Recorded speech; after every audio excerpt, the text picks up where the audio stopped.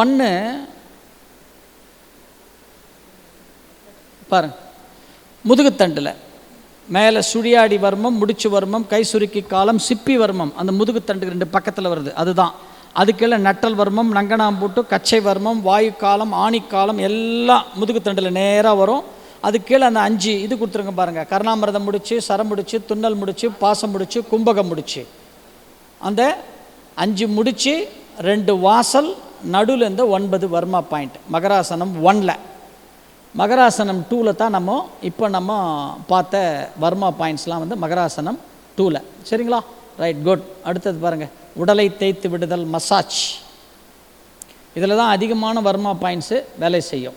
இருக்கிறதுலேயே இதில் தான் அதிகமான வர்மா பாயிண்ட்ஸ். பாருங்கள், உடலை தேய்த்து விடுதல். ஃபஸ்ட்டு நம்ம என்ன பண்ணுறோம்? உடலை தேய்ச்சி விடுறதுக்கு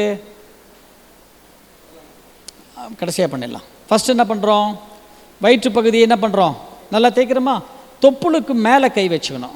தொப்புளுக்கு மேலே அப்படி கையை வச்சுக்கிட்டு கண்களை மூடிக்கிட்டு எங்கேருந்து ஆரம்பிக்கணும்? தொப்புளுக்கு மேலேருந்து ஆரம்பிக்கணும். அப்படியே ஒரு ரவுண்டு போகணும். நீங்கள் ரவுண்ட் பண்ணுறது இதை தான் பண்ணுறீங்க. நீங்கள் ஃபஸ்ட்டு இது தான் பண்ணுறீங்க. வலச்சுழலாக 3, இடச்சுழலாக 3, மீண்டும் வலச்சுழலாக 3. இதைத்தான் நீங்கள் வந்து ஆக்டிவேட் பண்ணுறீங்க. என்ன பண்ணுறீங்க? நீங்கள் கையை நீங்கள் வந்து தொப்புளுக்கு மேலே அப்படி கையை அப்படி வச்சுட்டிங்கன்னா அப்படி கையை வச்சுக்கிறீங்க. வாழ்க வளமுடன்.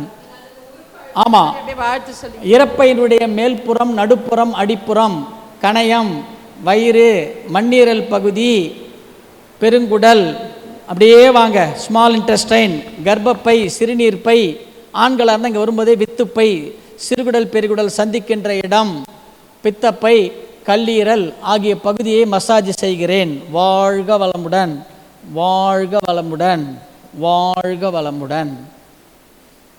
அப்படி 3, வலச்சுழலாக 3, இடச்சுழலாக 3, மீண்டும் வலச்சுழலாக 3. இதைத்தான் நீங்கள் வந்து ஆக்டிவேட் பண்ணுறீங்க. நல்லா இவ்வளோ பெருசு போடணும். இதை சும்மா இங்கேயே இப்படி தொடையக்கூடாது.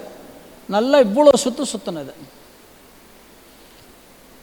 அதுவும் நீங்கள் அழுத்துறது வந்து நல்லா அப்படி நல்லா ப்ரெஸ் பண்ணணும். இதை வெறும் துணியை தொடைக்கூடாது. நல்லா அப்படி அழுத்தத்தை கொடுக்கணும்.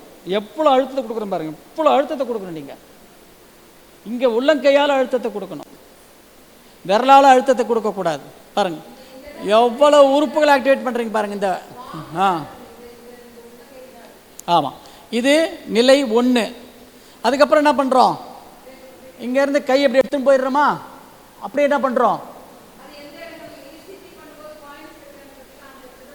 அந்த இடத்துல நீ ஆக்டிவேட் பண்ணுறீங்க. நிலை 2ல் இசிஜி பாயிண்ட்ஸ் எங்கே வைக்கிறாங்க? ப்ளக்கு 6 பாயிண்ட் இங்கே தான் வைப்பாங்க. அதை தான் கை